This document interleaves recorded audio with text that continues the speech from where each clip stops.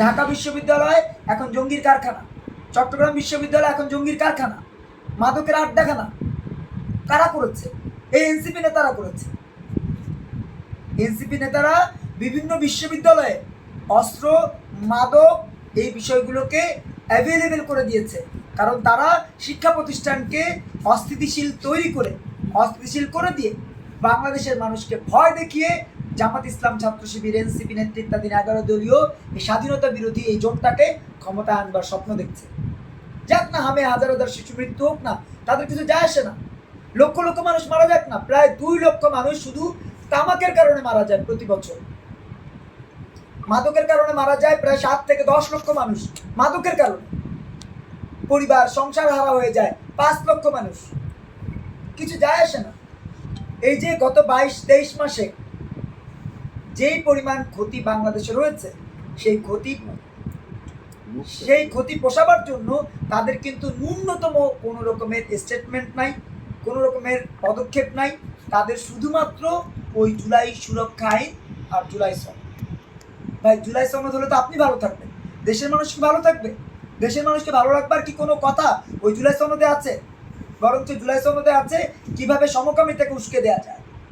কারণ জুলাই সনদ তো চাই হচ্ছে সেই সমকামী ডাক্তার শফিক, যিনি জামাতের আমির হিসাবে আমাদেরকে একটা সুস্থ সুন্দর ধর্ম মানবতার চর্চার জায়গায় না গিয়ে নিয়ে গেছেন শিশুদের ছোটা চুমু দেওয়ার জায়গায়, নিয়ে গেছেন কূটনীতিকদেরকে পেছন থেকে জড়িয়ে দেওয়ার জায়গায়, নিয়ে গেছেন রামিসার বাবাকে টাকা অনুদান দেওয়ার জায়গায়।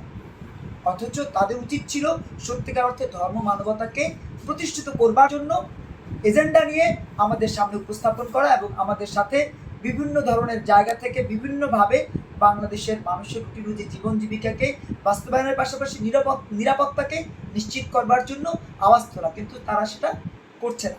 নতুন ধারা বাংলাদেশ এনডিবি এই অ্যালার্মিং বিষয়গুলোকে আপনাদের সাথে শেয়ার করছে, গণমাধ্যমের সাথে শেয়ার করছে। কারণ নতুন ধারা বাংলাদেশ থানা পোড়াবো, থানা পুড়িয়েছি, এসআই মেরেছি, অমুক করেছি, তমুক করেছি। একটা আনকালচার গেও ভূত আছে না, ওই গেও ভূত থানায় দৌড় দিয়ে কিন্তু আশ্রয় নিয়েছে, বলেছে আমাকে বাঁচান, আমাকে মারতে আসছে। এখন তুমি থানায় গেছো কেন? তোমরা যখন মবকে উস্কে দিলে, তোমরা যখন সারা দেশে সহিংসতাকে উস্কে দিলে, তখন মনে ছিল না যে আজকে আমি যার পেছনে দৌড়াচ্ছি কালকে সে আমার পেছনে দৌড়াতে পারে? আজকে আমি যাকে হামলা করছি, হামলার শিকার করছি, কালকে সে আমাকে হামলার শিকার করতে পারে? এটা মাথায় ছিল না? এটা তো মেমোরিতে থাকা উচিত।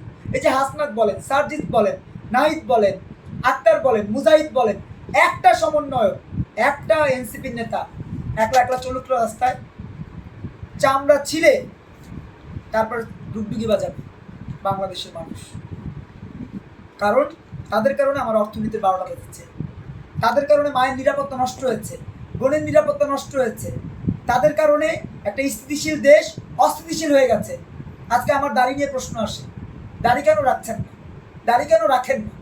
দাড়ি না রেখে তো রাজনীতি করতে পারবেন না। এই কথা তো 2 বছর আগে কেউ ভুলেও তুলতে পারেনি। আজকে আমার দাড়ি নিয়ে কেন প্রশ্ন আসে? আজকে কেন বলা হয় ভাই আপনি তো পুরুষ হওয়ার যোগ্যতাই রাখেন নাই, আগে পুরুষ হন তারপরে রাজনীতি করতে আসেন? এই কথা কেন বলবে, কিভাবে বলবে? আজকে সকল যারা মানুষ বাংলাদেশের নাগরিক তাদের উপরে হুমকি আসছে, দাড়ি যারা না রাখছে তাদের উপরে হুমকি আসছে। দাড়ি রাখেন না কেন? দাড়ি না রেখে মসজিদে ঢুকছেন কেন? আপনি মুসলমান প্রমাণ কি? এই প্রক্রিয়া, এই এই বাস্তবিক পরিস্থিতি কাদের কারণে হয়েছে? যাদের কারণে হয়েছে তাদেরকে কেউ ছাড়বে না। এই কথা বলবার সুযোগ যাদেরকে করে দেওয়া হয়েছে তাদেরকে যেমন বাংলাদেশের এই মানুষগুলো ছাড়বে না, আমি মনে করি এই সুযোগটা যারা করে দিয়েছে, যাদেরকে করে দিয়েছে, সবাই আগামী দিনগুলোতে বিশ্বঘাতক হিসেবে প্রমাণিত হবে এবং এই বিশ্বঘাতকদেরকে চিহ্নিত করবার দায়িত্বটাও আপনার।